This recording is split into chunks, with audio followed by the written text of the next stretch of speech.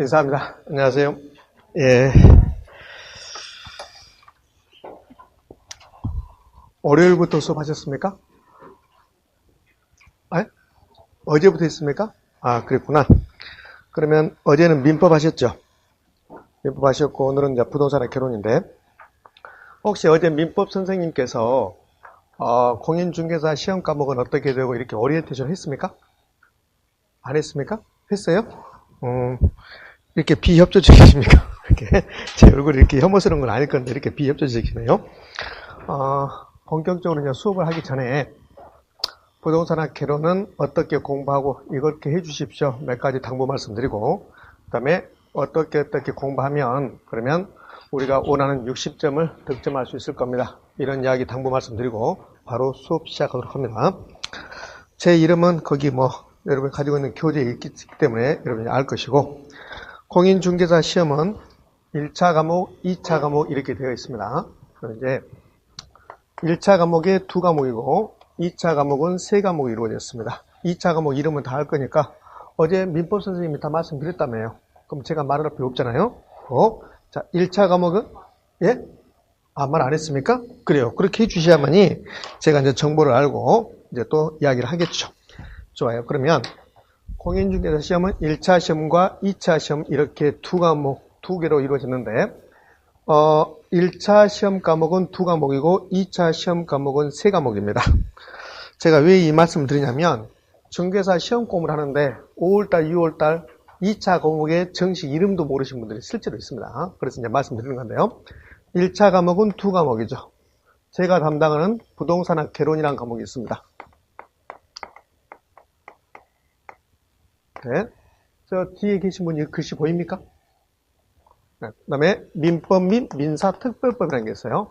정식 명칭은 민법 및 민사특별법입니다. 어제 이제 하셨을 거고, 그러니까 민법이라고 통칭하지만 사실은 민법 및 민사특별법이다. 그 다음에 2차 과목은요, 2차 과목은 3과목이 이루어져 있습니다. 부동산 공법이라는 게 있습니다. 앞으로 제가 부에다 동그라미 칠 겁니다. 부동산학 개론을 공부하다 보면 부동산이란 말을 엄청 많이 쓰니까 부동산 공법입니다. 민법이라는 법률은 있지만 부동산 공법이라는 법률은 없습니다. 그러니까 부동산 공법이라는 것은 6개의 법률을 우리가 통칭해서 부동산 공법이다 이렇게 해요. 그러니까 법을 배우다 보면 법은 공법과 사법이 있어요. 그러니까 사법의 가장 대표적인 게 민법이거든요. 개인 간의 법률 관계를 규율하는 것을 사법이라고 하고 국가가 국민들에게 뭐 하세요 하지 마세요 이런 것들이 공법입니다. 그러니까 부동산과 관련된 공법이 엄청나게 많죠. 그런데 그 중에서 6가지만 배워요. 그것을 통칭해서 부동산 공법이다 이렇게 합니다. 부동산 공법이 6과목이 있는 6개의 법률인데 그 중에서 가장 대표적인 게 국토계획 및 이용에 관한 법률이라는 게 있습니다. 그다음에는 건축법도 있고 주택법도 있고 농지법도 있고 이렇게 해서 한 6가지 법률을 우리는 부동산 공법이라고 합니다. 자, 그러면 부동산 공시법령이라는 게 있습니다. 혹시 공시란 말 아십니까? 공시는 널리 알려준다는 소리입니다. 그러니까 공시법령 및 세법이요. 부동산 세법. 부동산을 취득하거나 부동산을 보유하거나 부동산을 처분하면 세금 내잖아요. 그러니까 부동산 취득, 보유, 처분하는 과정에서 세금을 내야 되는데 그게 관련된 법이 부동산 세법입니다. 공시법령은 널리 알려준다는 소리예요. 부동산에 대해서. 공시가 알려준다는 소리거든요. 이 공시법령은 2개의 법으로 이루어졌습니다. 첫 번째가 등기법이고 두 번째가 이름이 길어요. 예전에는 지적법이었지만 요즘은 지적법이라는 이름은 없어지고 공간정보 구축 및 관리 등에 관한 법률 이렇게 2개의 법률을 우리는 공시법령 그래요. 그러니까 공시법령, 공시법 그런데 그게 무슨 뜻인지도 모르면서 그냥 공시법을 갖고 계시는 분이 참 안타깝죠. 그러니까 공시라는 것은 널리 알려주는 겁니다. 부동산 공시는 부동산에 대해서 널리 알려준다.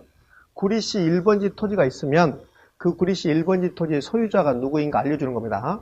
그러니까 등기, 권리관계 알려주는 게 이제 등기법이고, 그 다음에 부동산 구리시 1번지 토지에 대해서 지목이 뭐다, 그 다음에 면적은 뭐다, 이거 알려주는 게 공간정보 구축 및 관리 등에 관한 법률입니다. 그러니까 공시법은 2개의 법률이고, 그 다음에 세법이 있죠. 그러면 여기 이 과목은 법이 3개라는 소리잖아요. 등기법, 공간정보 구축 및 관리 등에 관한 법률, 그 다음에 세법. 선생님은 두 분이 가르칩니다.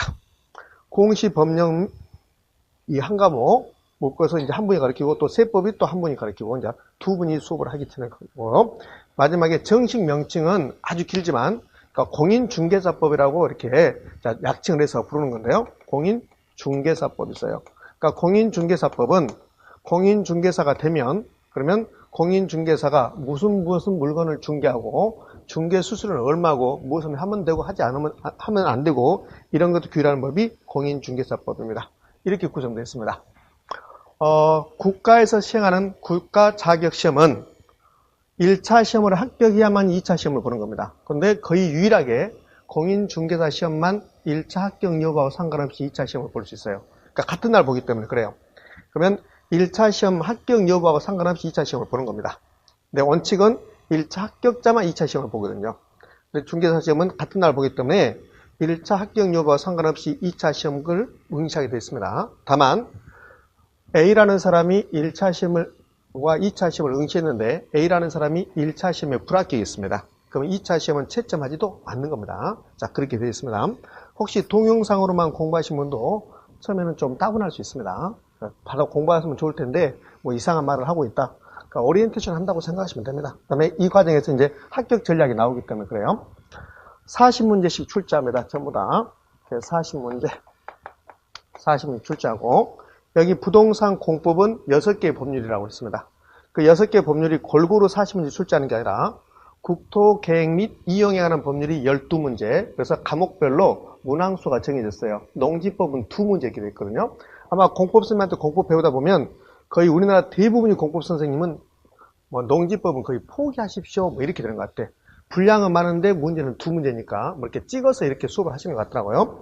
그러나 국토, 계획 및 이용에 관한 법률은 12문제고 매우 중요하죠. 그 부분은 열심히 이제 수업을 하고 그러시더라고요. 그렇게 해서 이제 40문제 구성하고 공시법령은 2개의 법이라고 그랬습니다. 등기법하고 공간정보 구축 및 관리에 관한 법률. 그러니까 이름이 기니까 약칭해서 불러요. 뭐 공간정보법이라든지 옛날에 지적법이라고 했으니까 지적법이라든지 12문제씩 나옵니다. 등기법 12문제, 그 다음에 옛날 이름 지적법 12문제. 제가 이제 수업하다도 부동산의 결혼 담당이지만 지적법을 언급할 때가 있어요. 근데 지적법이라는 명칭은 없어졌다고 그랬습니다. 공간정보 구축 및 관리에 관한 법률 너무 길잖아요. 그래서 제가 그동안 익숙했던 말 그냥 지적법 이렇게 나올 수도 있습니다. 그럼 그게 공간정보 구축 및 관리에 관한 법률이다. 왜 그렇게 됐는가를 좀 이따 제가 다 설명할 겁니다. 그러면 12문제 부동산 세법 몇 문제? 16문제 이렇게 구성돼서 40문제를 구성합니다. 그 다음에 공인중개사법 이거 40문제 이렇게 되어 있습니다. 합격은 1차, 2차 관계없이 평균 60점 이상이면 합격입니다. 네, 조건이 있죠. 과목당 40점 미만의 점수가 없어야 돼요. 40점 이제 가락 점수거든요. 그러니까 40점 미만의 점수가 없이 평균 60점이면 합격입니다. 그러면 전부 다 60점 맞은다고 해봐요. 전부 다. 그러면 합격이잖아요. 평균 60점이니까. 그러니까 2차 과목은 2차 선생님들께서 1차 민법 선생님께서 어떻게 공부하십시오 이렇게 이야기할 거예요. 저는 이제 부동산학 개론 공부 방법만 이야기할 건데 지금부터 우리 이제 합격해야 되니까 어떻게 하면 합격할 것인가를 이야기해 볼게요. 저하고 부동산학 개론을 공부할 건데 부동산학 개론은 부동산학입니다. 근데 부동산학인데 부동산학에 대해서 개괄적인 이야기를 해보겠다. 그게 부동산학 개론이잖아요. 그러면 부동산학 개론을 저하고 공부할 건데 제가 여러분에게 한번 물어볼 겁니다. 여러분들 저하고 부동산학 개론 공부를 할 겁니까? 시험 공부를 할 겁니까? 시험 공부하셔야 됩니다. 그래야만 합격하는 겁니다. 그러면 부동산학 개론 공부하고 부동산학 시험 공부하고 차이점을 제가 이야기할게요. 자, 부동산학 개론 40문제 출제되는데 부동산학 개론만 본다면 몇 점이면 합격입니까? 60점이면 합격이잖아요. 60점. 그러니까 부동산학 개론만 본다면 60점이면 합격입니다. 그럼 부동산학 공부는 부동산학에 대해서 모든 걸 알아야 돼요. 그러니까 부동산학 박사가 돼야 되죠. 그게 부동산학 공부입니다. 근데 우리는 시험 공부잖아요. 그럼 몇 점만? 60점만. 그럼 부동산학 공부한다? 그럼 100점 맞아야 돼요. 근데 시험 공부는 60점을 맞추는 겁니다. 그러니까는 공부를 해버리면 떨어져요. 부동산학 공부를 했습니다. 그럼 민법을 공부할 시간이 없거든요. 부동산학 개론 100점 맞추려면 그럼 1년 내내 부동산학만 공부하셔야 됩니다. 그럼 민법 공부할 시간 없잖아요. 그러면 떨어진다는 겁니다. 그래서 지금 저하고 부동산학 개론을 공부하기 전에 어떻게 공부할 것인가 이야기하는데 아마 시험 볼 때까지 가장 중요한 말은 우리는 시험 공부한다. 이 말이 가장 중요할 겁니다. 그러니까 60점 맞는 공부를 한다는 소리입니다. 그러면 60점이면 40문제에서 몇 문제를 득점하시면 되냐면요. 40문제를 다 득점을 하면 100점이죠.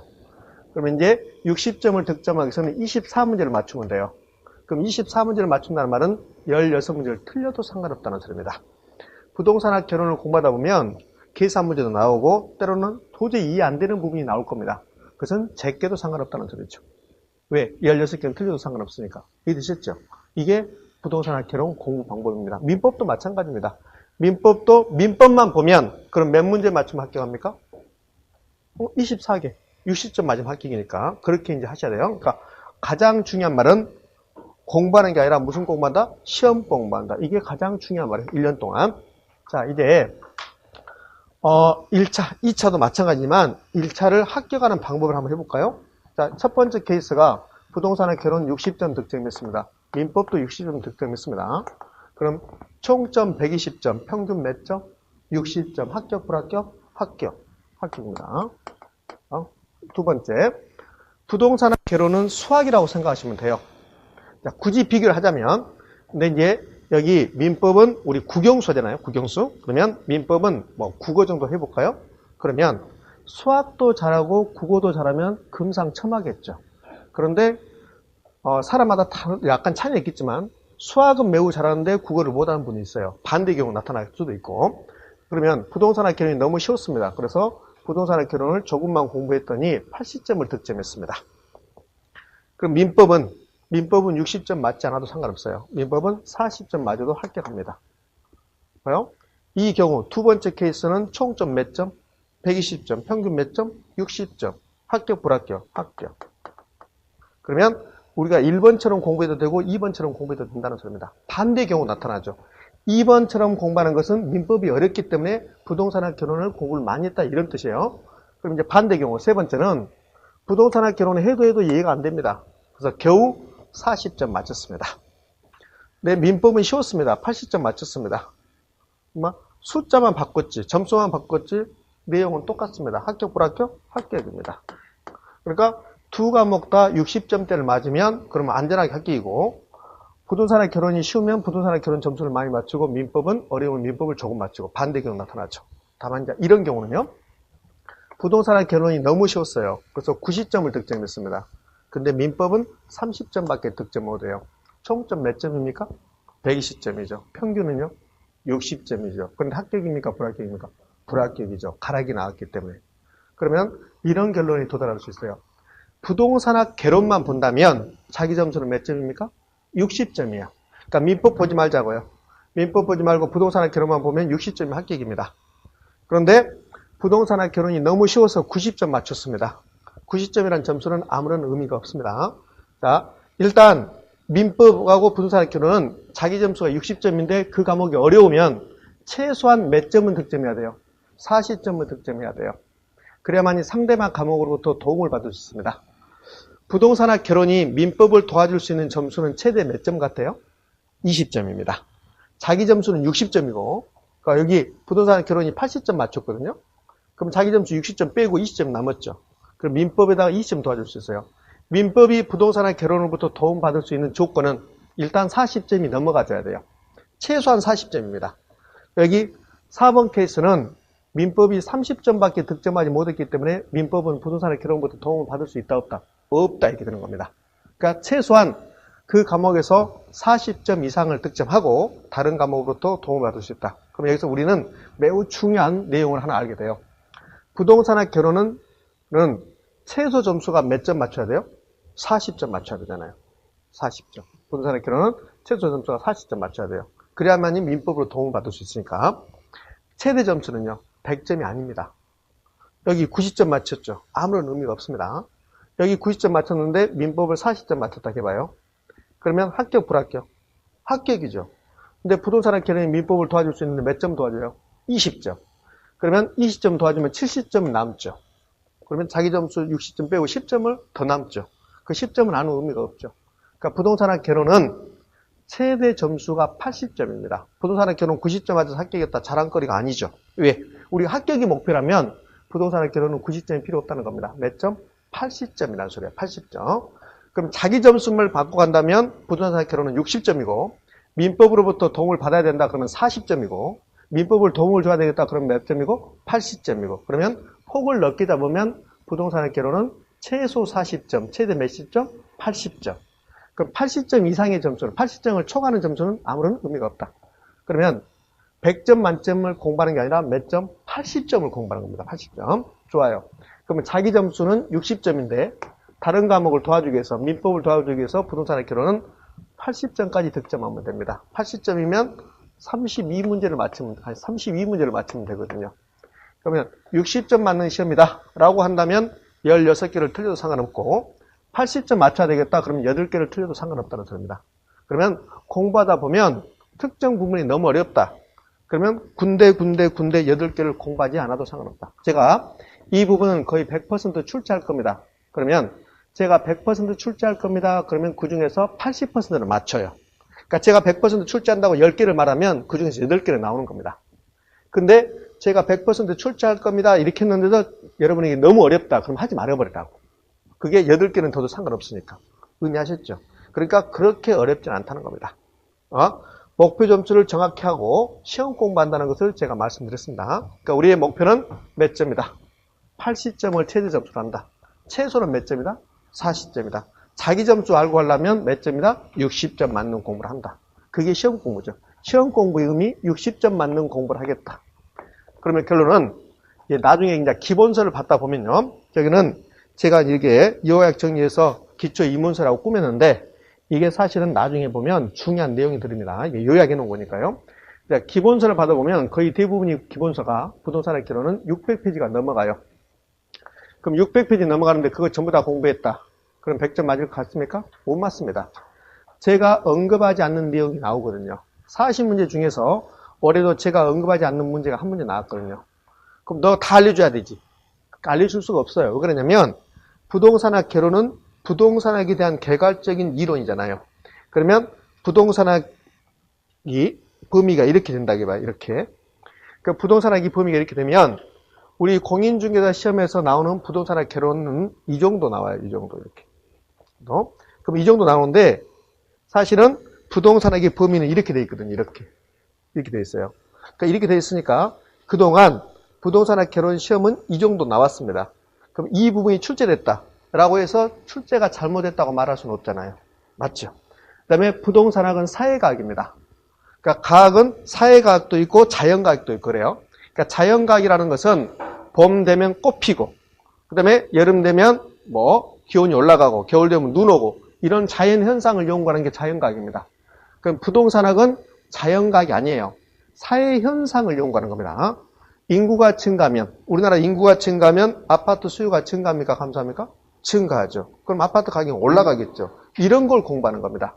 그러니까 해가 동쪽에서 떠서 서쪽으로 지고 이런 걸 공부하는 게 아니에요. 그러면 자연 현상을 연구하는 자연과학은 그건 어쩌면 고정적입니다. 해가 서쪽에서 떠서 동쪽으로 질 수는 없잖아요. 그러니까 봄이었는데 바로 겨울 갈 수는 없잖아요. 그러니까 자연 현상은 이렇게 고정적인 것을 계속 빙빙 돌아요. 근데 사회 현상이라는 것은 늘 변합니다. 그러니까 사회과학이라는 것은 늘 변해요. 그러니까 부동산학은 사회과학이에요. 사회 현상을 연구하는 거. 그러면 사회 현상이 바뀌죠.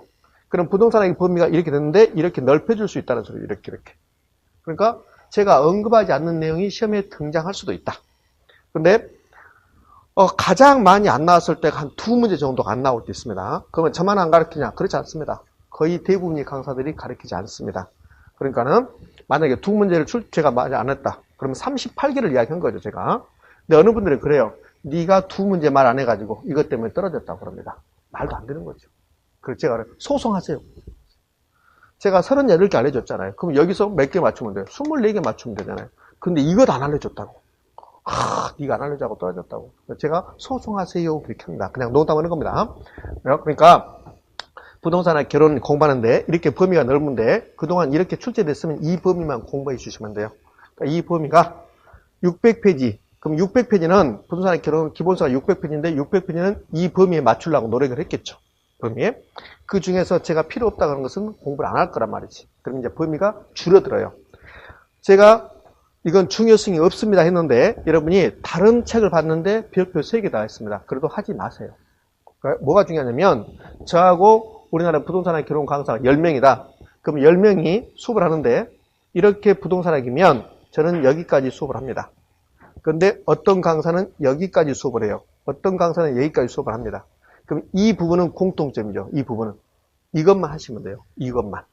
그러니까 조금 늘어날 수도 있고 조금 좁아질 수도 있고. 근데 80% 내지 90%는 다 똑같습니다. 제가 수업을 하든 다른 사람이 수업하든 이 부분 하는 거야. 이 부분만. 이 부분만 하는 겁니다. 제가 이거 언급하지 않았는데 다른 강사는 별표 3개 해놨습니다. 나오라 그래. 나올 확률도 거의 희박하지만 나오라 그래. 그럼 어떻게 하면 돼 우리는? 찍으면 되지. 틀린 게 아니라 찍어서 맞추면 되잖아요. 그래서 이렇게 이제 공부가 이어진다. 그럼 2차 과목은 이렇게 쭉 빼버리고 이제 2차 선생님께서 다 이야기할 겁니다. 이제 부동산학 개론하고 민법 나왔습니다. 60점 맞는 시험이라고 했습니다. 시험 공부하고 이제 둘 중에서 어떻게 공부할 것인가. 부동산학 개론이 가장 먼저 나와요. 그러니까 공인중개사 시험 과목은 부동산학 개론만 법이 안 붙고 전부 다 법입니다. 민법, 그 다음에 전부 다 법이었잖아요. 그 다음에 부동산학 개론은 좀 이따 알겠지만 여러 학문이 짬뽕 되어 있어요. 잡학입니다. 잡학.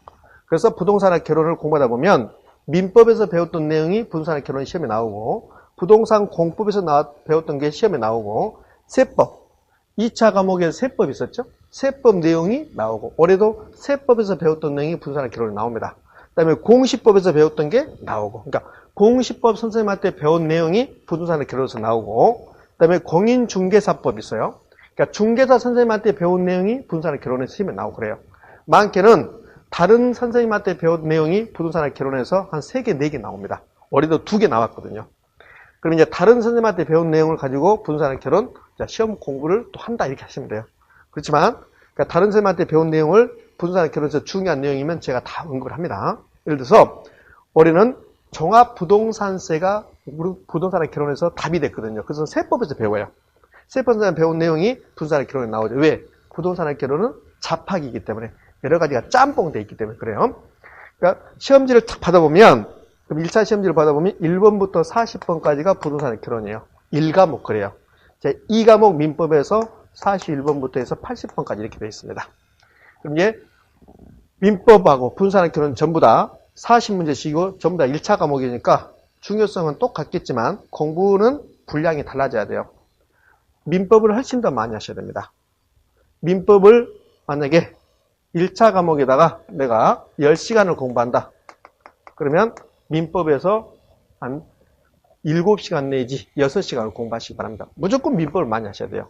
그러니까 민법 분량이 더 많아야 되고 그 다음에 부동산학 개론입니다. 제가 부동산학 개론을 담당하지만 부동산학 개론만 80점 맞았다. 민법 30점 맞았다. 불합격이잖아요. 여러분 합격하셔야 돼요.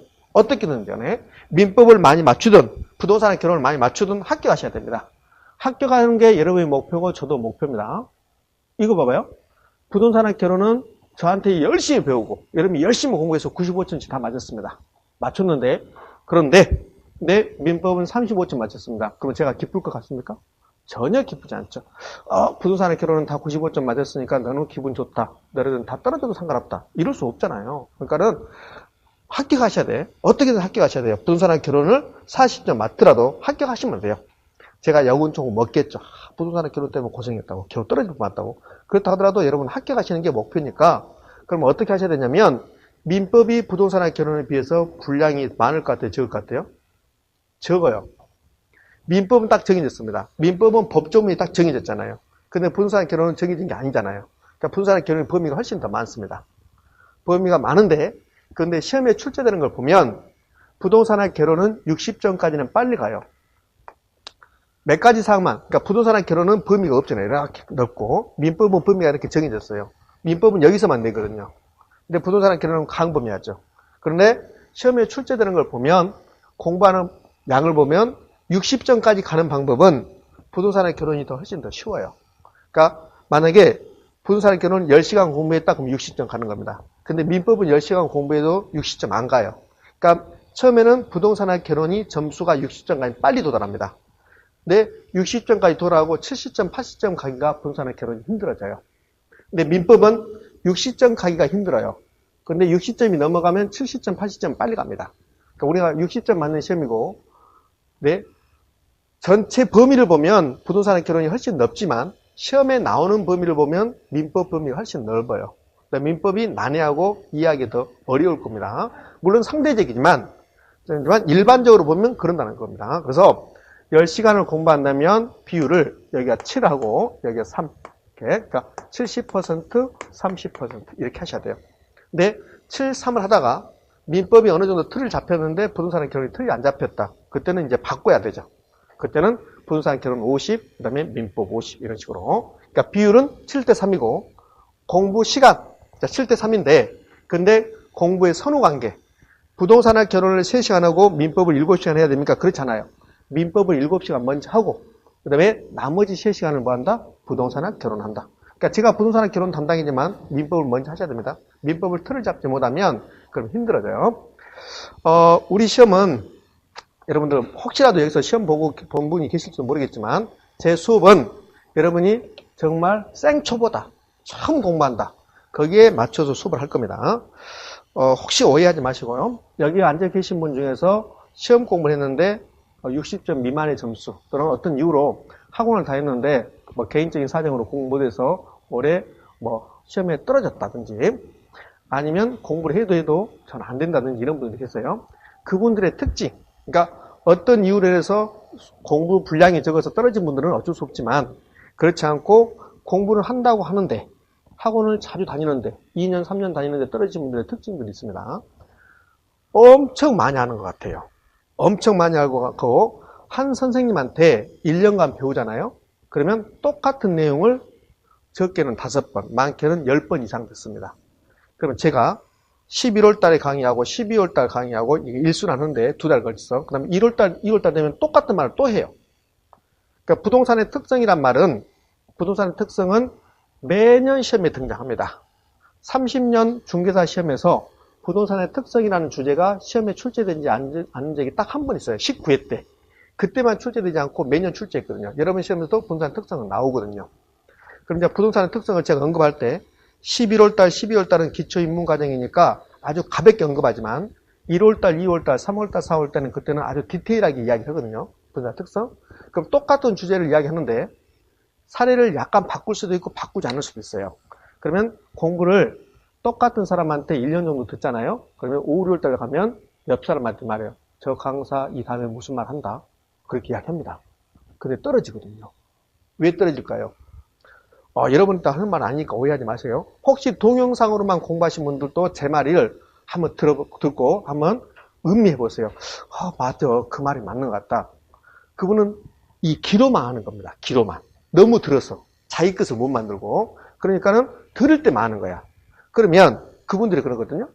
뭐 오후에 혹시라도 오후에 무슨 수업이 있으면 제가 오후에 짬을 내서 수업을 해드리겠습니다. 그러면 뭐 토요일 날 특강을 합니다. 토요일 날 보강 수업을 합니다. 안 옵니다. 다 안다고. 그럼 다 알면 시험지 갖다 주면 100점 못 맞아도 80점 맞아야 되잖아요. 못 맞추기 떨어지잖아요. 그러니까 그런 분들이 특징이 있어요. 혹시라도 여기서 계신 분이 있으면 제가 누군지 모르니까 제가 꼭 집어서 모를 수 없잖아요. 혹시라도 이게 3, 4월 달에 이야기하면 기분 나쁠 수도 있잖아요. 저희가 작년에 내가 한 줄 알고 그런 말 하구나. 이거 아니잖아 지금. 그러니까 오해하지 마시고 혹시라도 그런 분이 있으면 잘 생각하시라고. 그러니까 처음부터 다시 시작하셔야 돼. 동영상으로만 공부하신 분도 그렇게 하셔야 됩니다. 내가 왜 실패했는가. 그걸 하고 그냥 나는 꾸준히 공부만 한다. 1년 동안. 그래요. 그러니까 아주 많이 할 필요도 없어요. 왜? 60점 맞는 시험이니까. 그러니까는 계속 반복되니까 이걸 여러분들 계속 반복해 주시면 돼요. 자, 이제 틀을 잡으면 좋은데 틀을 안 잡으면 이제 순서가 바꿔야 되죠. 처음에는 민법 먼저, 그다음에 민법 70%, 부동산 결혼 나중에 30%. 민법 틀이 잡혔고 부동산 결혼 틀이 안 잡혔다. 그럼 이제 반대로 부동산 결혼 먼저 50%, 민법 나중에 50% 이런 식으로. 그 뭐 7대 3을 해도 상관없고 민법 틀이 잡혔다면 이렇게 해주시면 되고. 거창하게 제가 공부 방법이라고 몇 가지 이야기해 볼 건데요. 제발 암기 좀 하지 마시기 바랍니다. 암기하려고 달라듭니다. 물론 시험 공부라는 게요. 암기해서 시험장에 가서 이제 100분 동안에 80문제를 풀어야 돼요. 1차 시험 같은 경우는. 100분 동안에 80문제를 풀면 1분에 거의 한 문제씩 풀어야 되거든요. 이제는 80문제를 80분에 풀었습니다. 근데 이게 시험 시간을 좀 약간 늘려준 겁니다. 왜? 오지 선다고 그러기 때문에 좀 늘려줬는데, 그럼 이제 실제 시험장에 가서 100분에 80문제 풀 때 가서 연구하고 1번 문제를 보고 이게 무슨 뜻이다 연구하고 이렇게 풀 수는 없어요. 딱 보는 순간 답이 이렇게 나와줘야 돼요. 그러니까 실제 시험을 보면 40문제가 분산의 결론이 이렇게 배정이 될 건데요. 그럼 이제 공부를 하다 보면 20개에서 26개 이 정도는 익히 아는 문제가 나옵니다. 이거 맞아. 모의고사도 나오고, 그 다음에 우리 선생님이 그렇게 강조했다. 그러니까 보는 순간 답이 나와줘야 돼요. 그럼 이렇게 하려면 암기하셔야 되거든요. 근데 한번 여러분 암기해 보십시오. 부동산의 특성이라는 게 있는데요. 부동산의 특성에서 부증성이라는 게 있어요. 부증성. 그러니까 부증성은 토지량을 증가시킬 수 없다. 이게 부증성이거든요. 그 부증성과 관련된 말들이 10개 이상 나오거든요. 그럼 암기할 것 같습니까? 암기 안 됩니다. 암기 돼요. 암기 되는데 돌아서면 잊어버리는 겁니다. 그럼 어떻게 할 거냐면 암기하지 말고 이해하시기 바라요. 이해. 근데 이해를 하는데 이해를 통해서 시험장에 갔습니다. 이해만 하고. 그러면 시험을 이 40문제를 분산의 결론만 보면 50분에 풀어야 돼요. 50분에 40문제를 이해를 통해서 다 풀 것 같습니까? 못 풉니다. 그러면 어떻게 해야 되냐면 보면 답이 나와야 된다고 했잖아요. 이 정도의 문제는 20개에서 26개 정도는 보면 답이 나와줘야 돼요. 그래야만이 부동산의 결론이 60점이 넘어갑니다. 그럼 어떻게 할 거냐? 하나의 주제를 10번 이해하면 암기돼요. 그러니까 이해를 통해서 암기하셔야 돼요. 암기. 두 번째, 이거 이렇게 해도 잘 안 되거든요. 사실은. 그러니까 2회 2주로 공부한다. 암기하려면 마시고. 자, 두 번째는 600페이지 된다고 그랬습니다. 기본서가 600페이지 되면 그러면 이거 전부 다 공부하면 불합격이라고 했어요. 그러니까 제가 이 중에서 중요한 부분을 선택할 겁니다. 여러분 뭐가 중요한지 여러분 잘 모르잖아요. 그러니까 제가 선택해 줄 거야. 그러면 선택해 주면 나머지 것은 여러분이 하셔야 돼요. 뭐냐?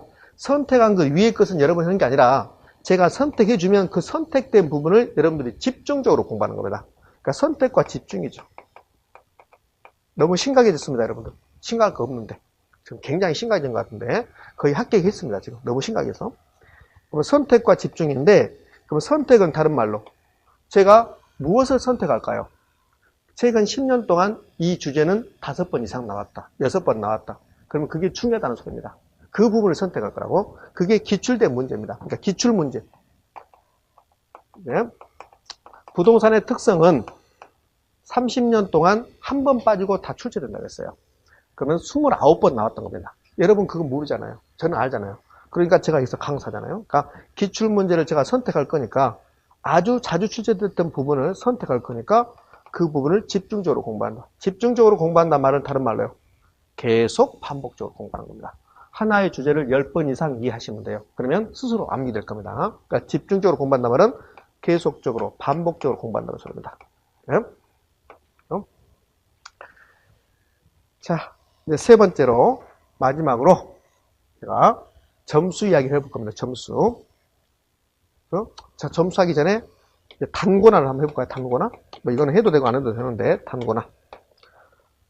지금 여러분이 제공된 이 기초 입문서도 있고, 그다음에는 기본서가 나오고, 그다음에 이제 요약 정리도 나오고, 그러면 이 있죠? 그다음에 기본서 있죠? 요약 정리집 있죠? 그럼 일단 3개 나왔죠.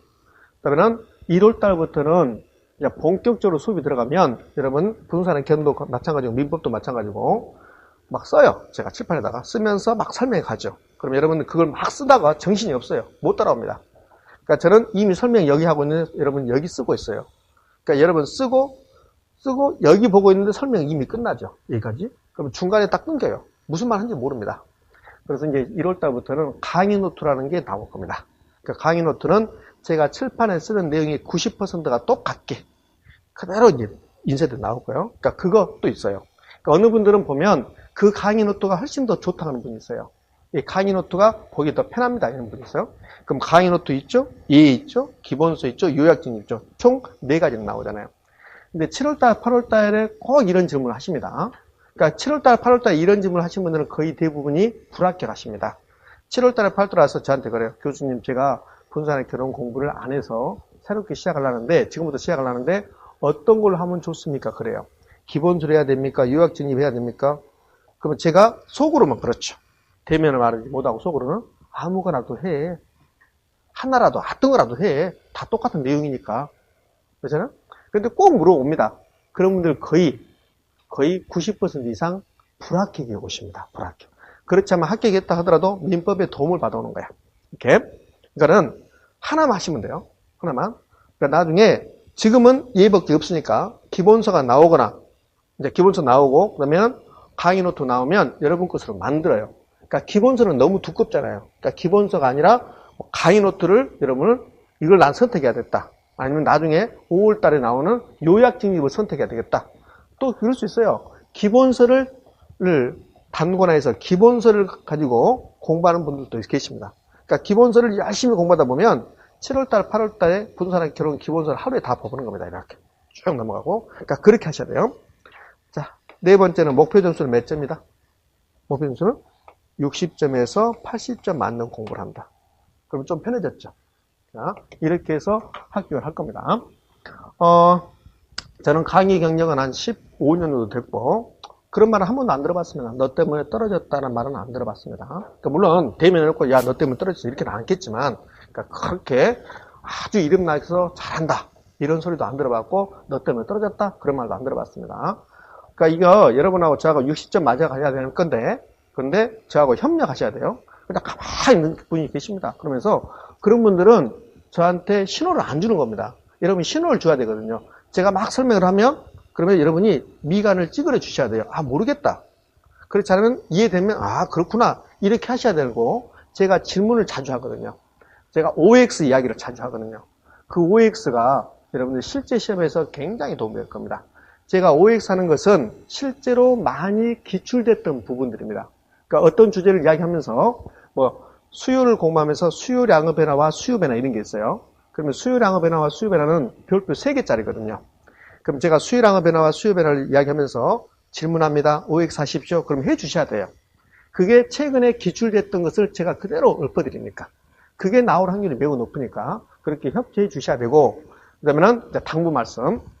처음에 공부를 하시다 보면 자기하고 생각이 다른 부분이 나올 수 있어요. 저거 아닌 것 같은데 이럴 수 있습니다. 그럼 꼭 여기서 질문하고 싶은 생각이 들어요.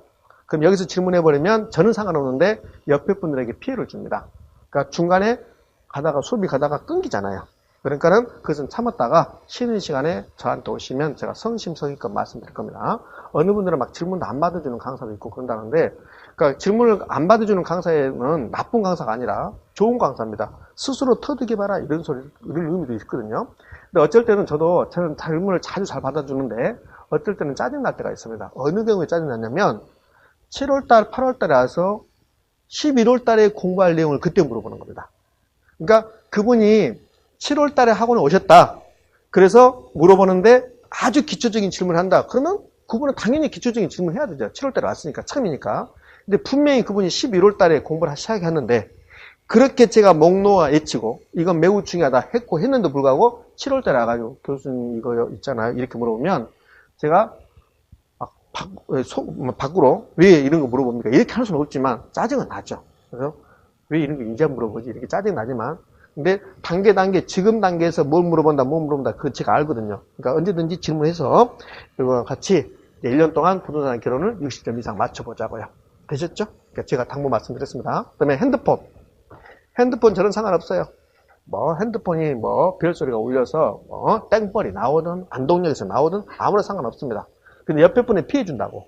그러니까 핸드폰 좀 주의하시고, 그다음에는 나중에 이제 중간중간 말씀드리겠지만 에어컨 가고 싸우기도 하고 막 그런 일이 있어요.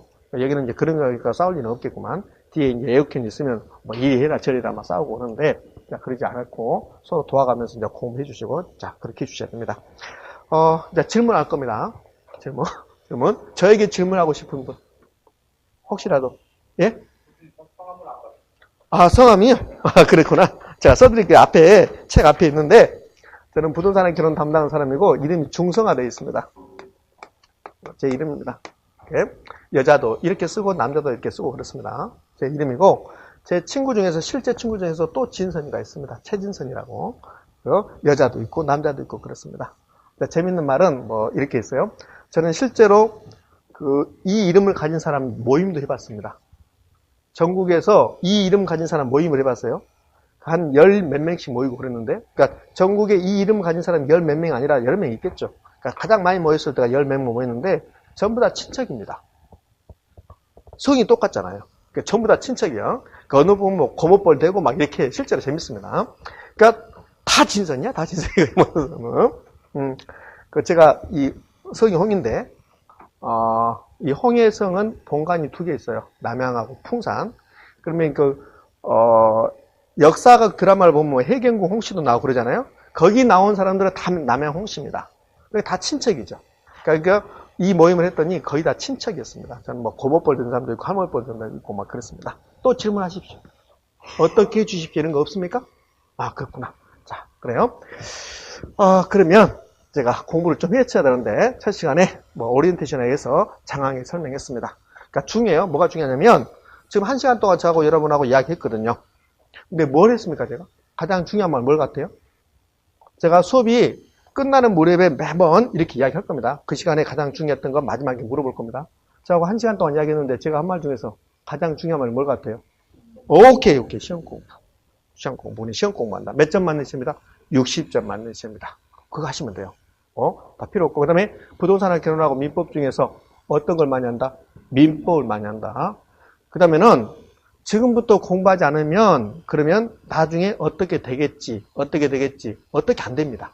실제로 어떻게 안 돼요. 사실은 저하고 계속 1년 동안 쭉 수업 들으면 60점 다 맞출 수 있어요. 근데 제가 건방지게 저만 믿고 따라오면 60점 맞습니다. 이렇게 못할 것 같습니다. 왜? 한 10년 전에는 제가 10년 전에 수업을 할 때는 저만 믿고 제가 하나한 것만 하고 집에 가서 공부하지 말고 저만 믿고 따라오면 60점 맞습니다. 10년 전에는 그게 통했습니다. 근데 지금은 수준이 조금 높아졌거든요. 모든 시험의 수준이. 그래서 저만 믿고 따라오면 60점 맞습니다. 그 말은 못해요. 저만 믿고 따라오면 어디 갑니까? 우리 집이 가는 겁니다. 그렇죠? 그러니까 혹시라도 이럴 수 있습니다. 혹시라도 우리 개론 선생님은 말도 빠르고 그 다음에 사투리도 심하고 그래서 도저히 나하고 안 맞다. 그런 분이 안 계신다면 그러면 저하고 보조 맞추면 충분히 60점 맞출 수 있어요. 다만 제가 60점 맞춰드리겠습니다. 장담 못합니다. 제가 55점 맞춰드릴게요. 동영상만 가지고 하신 분들도 마찬가지입니다. 제가 55점 맞춰드릴겁니다. 그래서 제가 55점 맞춰드린다는 말은 여러분들 공부 하나도 안 한 거야. 하나도 안 하고 그냥 1년 동안 제 수업만 들어봐요. 그래서 실제 시험장 가면 55점 맞춘가 못 맞춘가 맞춥니다. 그럼 55점만 맞추면 부동산을 결혼 합격 불합격? 불합격이잖아요. 불합격 60점 맞아야 되니까 그럼 여러분이 해야 될 점수 몇 점? 5점. 이 말은 여러분이 좀 공부를 해주셔야 한다는 소리예요. 제가 55점 해드릴 테니까 여러분은 5점만 공부하라는 소리예요. 몇 문제? 2문제. 그러면 공부하지 말고 찍어서 맞추시는 거예요. 2문제만. 그러니까 이렇게 해드릴 테니까 저 믿고 그냥 열심히 해보자고요. 제가 시킨 대로 하시면 돼요. 제가 이거 하십시오 했는데 안 한다. 그럼 55점 못 맞추는 겁니다. 그러니까 제가 허락하는 것만 하시면 충분히 60점 맞출 수 있습니다. 올해는 부동산학 개론이 상대적으로 쉬웠습니다. 그러니까 올해는 제가 작년 이맘때 수업을 할 때 저만 믿고 따라오십시오. 그럼 제가 70점 이상 맞춰드리겠습니다. 그 말을 했어야 돼. 그 말을. 근데 그 말 안 한 거야. 근데 올해는 상대적으로 부동산학 개론이 쉬웠습니다. 쉬워서 저한테 수업 들으신 분들은 거의 다 70점 이상을 다 득점했습니다. 그만 학원만 왔다 갔다. 그래서 이분도 합격했네? 이분도 합격했네? 이분도 합격했네? 그러니까 친한 분한테는 어떻게 합격했어? 도저히 합격할 수 없는데 어떻게 합격했어? 교수님 수업만 들었는데 그런데 시험에 다 나왔던데요. 그러니까 올해는 부동산학 결혼 강사들이 좀 편했죠. 왜? 그냥 말한 게 다 나왔으니까. 실제로 저뿐만 아니라 다른 강사들도 이렇게 기본적인 내용을 이야기했는데 다 나왔었습니다. 그러면 여러분은 약간 불리해졌습니다. 이 시험이라는 게요. 1차만 기준으로 본다면 민법하고 부동산의 결혼이죠. 그럼 올해는 상대적으로 민법이 어려웠습니다. 부동산의 결혼이 상대적으로 쉬웠어요. 그러니까 민법하고 부동산의 결혼만 비교한다면 그러면 이런 경향을 보여요. 올해 부동산의 결혼이 쉬우면 민법은 어려웠죠. 그 다음 연도는 약간 바뀌어요. 바뀌어서 부동산학 결혼이 상대적으로 어렵게 나오고 민법이 상대적으로 쉽게 나옵니다. 그러니까 내년에는 민법이 상대적으로 쉽게 나올 차례입니다. 부동산학 결혼이 상대적으로 어렵게 나올 차례고. 그러니까 약간 부동산의 결혼이 올해보다는 어려워질 것 같습니다. 이렇게. 자, 그리고 또 하고 싶은 말 없습니까? 그러니까 제가 당부 말씀드리는데요. 지금 공교롭게도 제 말을 하면 좀 오해 살지 모르지만, 이렇게, 여기 공부로 오셨잖아요. 맞죠? 공부로 오셨으면 공부하셔야 됩니다. 그런데 계속 핸드폰만 보고 계시는 분이 있습니다. 그러니까 제가 여러분이 어린이라면 왜 그러냐? 그렇겠지만 성인이니까 차마 그렇게 못하지만 아니 공부로 오셨잖아요. 그러니까 이게 급한 용무가 있어서 핸드폰 오면 그런 문자 할 수 있잖아요. 그거 당연히 그렇게 해야 되잖아요. 그런데 계속 그런 분이 있어요. 처음부터 끝까지. 실제로 그렇습니다. 공부 시작해서부터 수업 시작해서부터 끝까지 그런 분이 있어요. 그럼 아무런 의미가 없는 거죠. 핸드폰 해야죠. 들어야죠. 그럼 아무런 의미가 없는 거죠. 그래서 되도록이면 핸드폰은 하지 마시고 수업에 집중해 주시기 바랍니다. 그래야만 여러분이 도움이 될 거니까. 되셨습니까? 예. 오리엔테이션에서 이렇게 맞추고 바로 이제 두 번째 시간부터 수업 들어가도록 하겠습니다. 자, 수고하셨고 10분 쉬었답니다.